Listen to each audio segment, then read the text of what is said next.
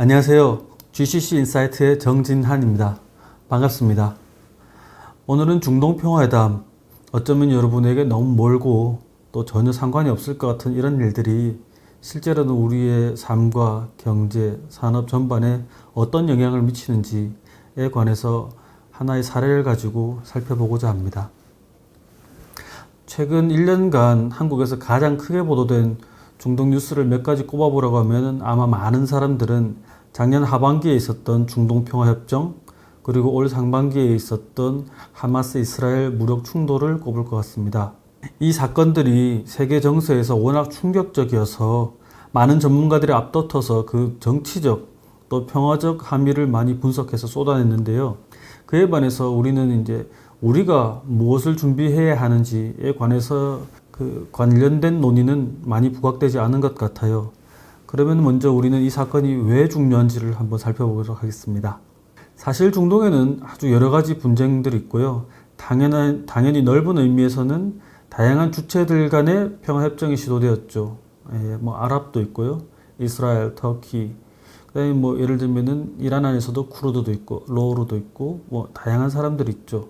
하지만 우리가 좀 더 좁게, 즉 협의의 중동평화협정이라고 하면 1948년 이스라엘이 건국되고 나서 아랍들과의 여러 가지 전쟁이 있었을 때 그 이후에 맺었던 평화협정들을 이야기합니다. 구체적으로는 이스라엘이 1979년, 93년, 94년에 이집트, 팔레스타인, 요르단과 맺었던 평화협정들을 이야기하지요. 그 이후로 26년 동안 아랍과 이스라엘 사이에서는 평화협정이 없었습니다. 아무 진전이 없었고요. 하지만 2020년도 하반기에 무려 4차례의 연속적인 평화협정이 있었습니다. 특히나 작년의 협정들은 그 앞에 있었던, 그 26년 전에 있었던 그런 평화협정들과는 차별화되는 특성이 있었어요. 과거에 이스라엘과 협정을 맺었던 주체들은 다들 이스라엘과 물리적인 폭력, 전쟁을 겪었고 또 긴 국경을 마주하고 있기 때문에 이스라엘과 평화협정을 맺지 않으면 여러 가지 그 정세적인 불안도 있고 그 다음에 소모적인 비용 지출도 있었어요. 그래서 적극적으로 평화협정을 모색할 수밖에 없었고요. 하지만 이제 작년 하반기에 맺었던 그 수교국들은 맥락이 좀 많이 다릅니다. 이들은 아주 멀리 떨어져 있고 물리적인 충돌도 없었어요. 구체적으로는 저 멀리 대서양, 스페인과 마주하고 있는 모로코, 그리고 동북 아프리카죠. 그 이집트보다 더 밑에 있는 수단, 그리고 페르시아만 동부에 있는 바흐레인과 아랍에미레이트가 수교를 맺었습니다. 그래서 이 나라들은 사실은 이스라엘과 대결을 하기 때문에 맺어지는 큰 소모가 있어서 그것을 극복하기 위해서 수교를 했다라기보다는요, 오히려 자신들의 어떤 실익, 경제적이든 어떤 다른 정치적이든 그 실익을 위해서 이때까지 그 아랍 또는 더 멀리 이제 이슬람권에서 공통적으로 이제 주장했던 대의 명분이죠. 팔레스타인을 지지하는 그런 명분을 포기했다라는 그런 비난을 받기도 합니다. 이 중에서 모로코 같은 경우는요, 서부 사하라 그 분쟁 지역이었던 서부 사하라의 그 영유권을 미국으로부터 인정받는 조건이 있었고요. 수단 같은 경우도 이때까지 테러 지원국으로 제재를 많이 받았었는데 이 협정을 계기로 테러 지원국에서 빠지면서 굉장히 큰 이득을 보게 됩니다.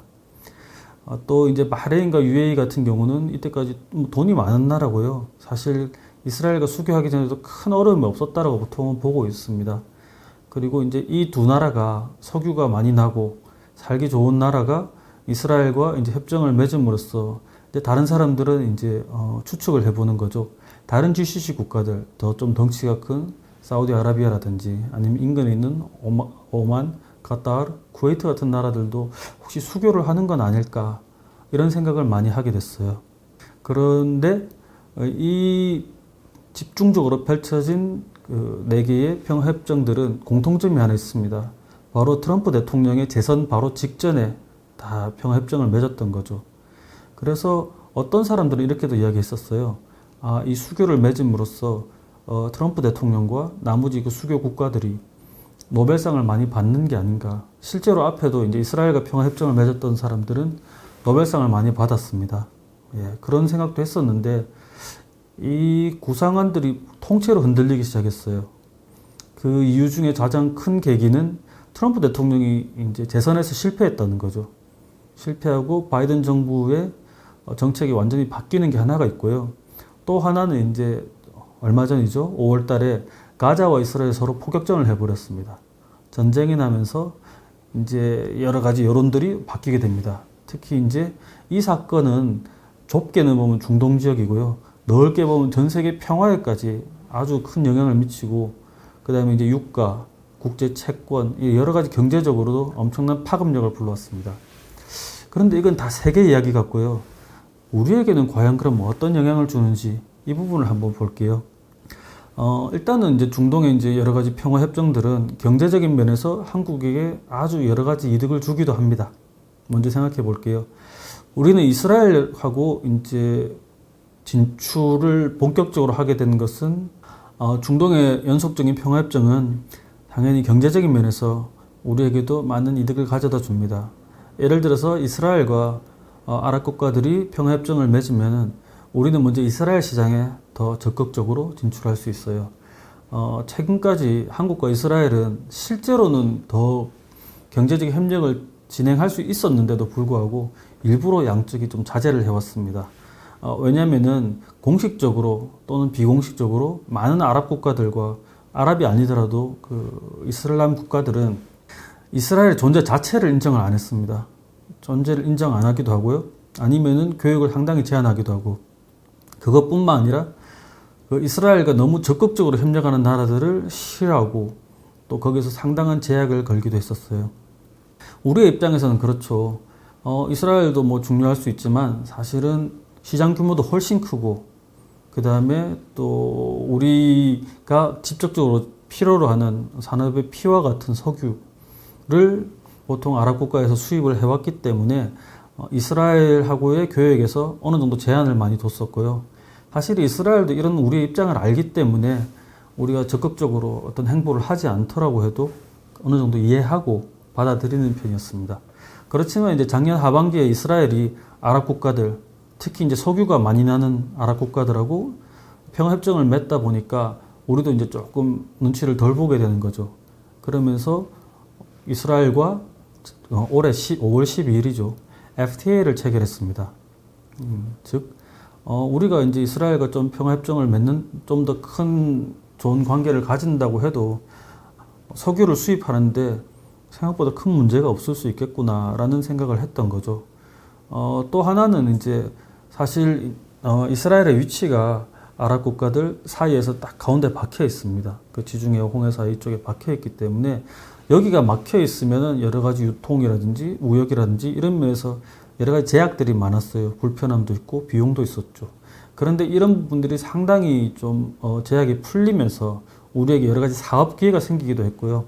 더 크게 보면은 이제 지역이 안정화되었기 때문에 리스크가 적어진 거죠. 그러다 보면 우리는 좀 더 전체적인 그림에서 더 적극적으로 또 그리고 더 큰 규모로 장기적으로 투자할 수 있는 그런 여건이 조성되었습니다. 반면 또 한편으로 보면은 이스라엘과 아랍의 이제 평화협정은 우리에게 상당한 위기 또는 도전 과제이기도 합니다. 일단은 이제 경제 또는 산업적인 측면에서 봤을 때 중동 시장에서 이스라엘은 상당히 좀 독특한 그런 구조를 가지고 있어요. 예를 들면 이제 석유 사업이 석유가 많이 나는 동네 같은 경우에는 걸프 국가들이죠. 그쪽에는 굉장히 석유로 인한 수익 창출이 많고, 그리고 제조업 같은 건 상당히 약하고, 금융이라든지 서비스 같은 것들이 국제 수준으로 많이 발달해 있고요. 그 다음에 이제 다른 아랍 국가들 같은 경우는 전체적으로 뭐 서비스업 쪽이나 이쪽은 좀 약하고요. 제조업 자체도 아주 노동을 집약적으로 해서 싼 가격에 높지 않은 수준에서의 여러 가지 경공업들이 주로 발달한 편입니다. 물론 뭐 나라마다 편차는 있고요.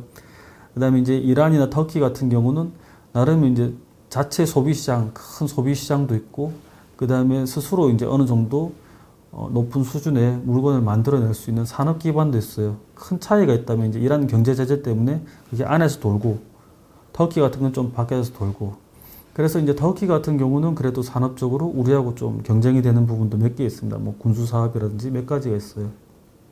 근데 이스라엘은 완전히 다르죠. 이스라엘은 완전히 우리처럼 수출 주도형이고요. 그 다음에 몇 가지 첨단 고부가 가치 산업에서 굉장히 발달된 수준을 보이고 있습니다. 그렇기 때문에 이제 그리고 서비스업도 마찬가지고요. 그래서 발달되어 있기 때문에 전 세계 시장으로 봤을 때 우리는 이스라엘과 상당한 많은 부분에서 경쟁하고 있습니다. 치열하게 경쟁했지만 딱 유일하게 예외가 되는 부분이 있었죠. 그게 이제 중동이라든지 이슬람권에서 많은 나라들은 이스라엘을 싫어하기 때문에 보이콧도 많이 하고, 그 다음에 이스라엘과 연관되어 있는 나라들의 어떤 산업이라든지 기업들을 상당히 제한한 데 비해서 결국 이스라엘이 빠져버리니까 그만큼 우리는 경쟁하기가 쉬웠던 거죠. 그 경쟁을 피할 수 있었는데, 이제는 이제 이스라엘이 아랍이나 이슬람 국가들 쪽에서 봤었을 때 보이콧 강도를 낮출수록 우리하고는 경쟁이 더 심해질 수 있다는 거죠. 특히 이제 아랍 국가들하고 봤었을 때요. 한국은 이스라엘과 국방, 의료, 보안, 전자 등 여러 가지 제조업하고, 그다음에 금융, 정보, 건설 같은 여러 가지 서비스 쪽에서도 상당히 많은 경쟁이 있습니다. 앞으로 더 심해질 것 같고요. 특히 이제 지리적으로 봤었을 때 이스라엘은 옆에 있는 중동 국가들하고 상당히 가깝죠. 그렇기 때문에 어떤 뭐 제조, 뭐 건설 여러 가지 분야에서 제대로 뚫리기만 하면 한국보다 훨씬 더 경쟁하기 유리한 위치에 있어요. 가깝기 때문에 뭐 비용도 작게 들고.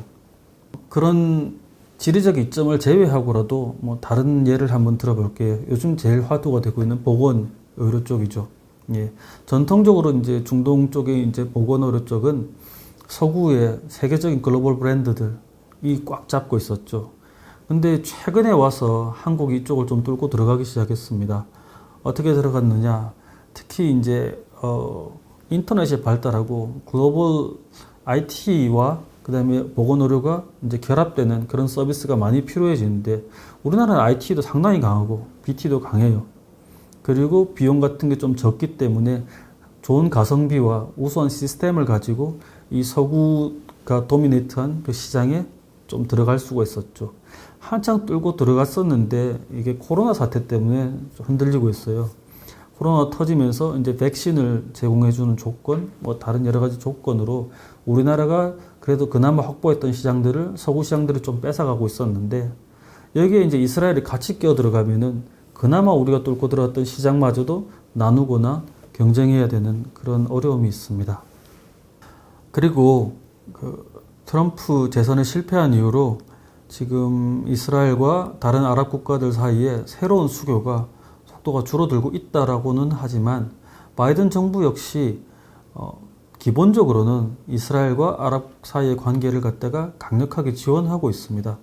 그리고 이제 이스라엘 입장에서 봤을 때도 또 새로운 수교된 내 국가들 입장에서 봐도 사실 내부에서는 반대들이 많았기 때문에 이 반대를 극복하려면은 뭔가 성과를 보여줘야 돼요. 빠르고 강력한 성과. 우리가 이렇게 잘했다라는 걸 보여주려면은 양자 사이에 어떤 추진했던 그런 사업들을 적극 밀고 나라에서도 홍보할 수밖에 없겠죠. 그러면 그것은 다 우리에게 불리하게 작용할 수 있습니다. 더구나 이 아랍 국가들과 이스라엘 사이의 관계 정상화의 시그널들은 아랍을 넘어서서 저 멀리 있는 이슬람 세계와의 관계에도 영향을 줄 수 있습니다. 즉 이슬람 세계가 이때까지 보이콧을 많이 했어요.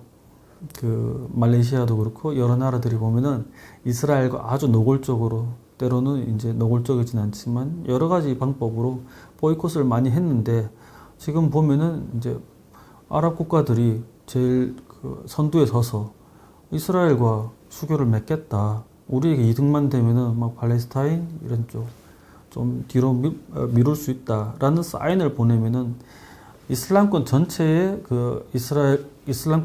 이스라엘 제품에 대한 보이콧이 단계가 낮아질 수 있는 명분이 많이 생겼고요.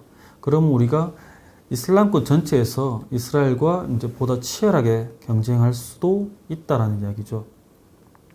그런데 이런 여러 가지 조건들이 우리에게 유리하게 돌아가는 것도 하나 있었어요. 하나는 이제 트럼프 정부가 이제 주도했던 이스라엘과 아랍 수교 시리즈가 많이 삐걱거리고 있는 거죠. 첫 번째로 이제 바이든 신정부 같은 경우는 이란에 대해서 상당한 유화책을 쓰고 있습니다. 트럼프하고 완전히 다르죠. 그러다 보니까 여기 관해서는 이스라엘과 아랍 국가들 모두가 지금 반대하고 있어요. 거기다가 더 큰 게 하나 터졌었죠. 5월 달에 이스라엘과 하마스 사이에서 아주 대규모 전투가 벌어졌었고요. 그러다 보니까 지금까지 이스라엘과 좀 수교를 추진해 보려고 했던 나라들은 전체 국민들의 정서가 팔레스타인을 때리는 저런 나라하고 수교를 하려고 해, 관계 정상화를 하려고 해 하면서 반발이 심해졌고, 그렇기 때문에 상당히 많이 보류할 수밖에 없게 됐습니다. 이 시간에서 우리는 이제 협정 자체를, 그리고 후속 영향 자체를 글로벌한 시점에서 또 지역적인 시점에서 분석하는 것도 필요하고요. 또 한편으로는 우리가 이제 이스라엘과 어떻게 경쟁할 것인가에 대해서도 이제 봐야 된다라는 거죠. 정리를 해보면요. 중동 평화협정은 분명히 이제 정치적인 의미도 있고요. 영내 질서나 세계 경제에서도 부정적인 부분도 있고 긍정적인 부분도 있습니다. 그리고 우리의 정치 부분에서도 굉장히 큰 영향을 주기도 하고요. 그리고 경제면에서도 분명히 큰 모멘텀이 될 수도 있습니다. 하지만 이스라엘은 우리의 그 아주 중요한 시장인 중동이나 아랍, 그리고 이슬람 시장에서 상당히 여러모로 배제되어 왔던 경쟁자였습니다. 그런데 이번 평화회담으로 다시 이제 강력한 경쟁자로 들어올 수 있는 확률이 높아졌다는 거죠. 그래서 우리는 이스라엘이 이 시장으로 들어왔을 때 어떻게 경쟁할지를 유념하고 철저하게 준비를 해야 됩니다. 그리고 한 가지 더 이제 생각해 볼 게 있어요. 평화회담 자체를 모두 환영한 게 아니라는 거죠. 여전히 대다수의 아랍 국가들, 그리고 이슬람권 전체에서는 뭐 국가들뿐만 아니라 개별 사람들 마찬가지로요. 이스라엘을 굉장히 혐오하는 사람들이 많고, 그리고 한국과 이스라엘이 급속도로 가까워지는 것을 싫어하는 사람들이 굉장히 많습니다. 그래서 우리가 몇몇 국가들이 이스라엘과 이제 수교가 정상화되었다고 해서 거기서 너무 앞서 나가서 다른 아랍 이슬람 전체의 정서를 무시하거나 충분히 민감하게 감지하지 않았을 때는 오히려 역효과가 날 수 있다는 점을 생각해 봐야 될 것입니다. 다음에는 좀 더 흥미로운 주제로 다시 돌아오겠습니다. 감사합니다. 정진환입니다.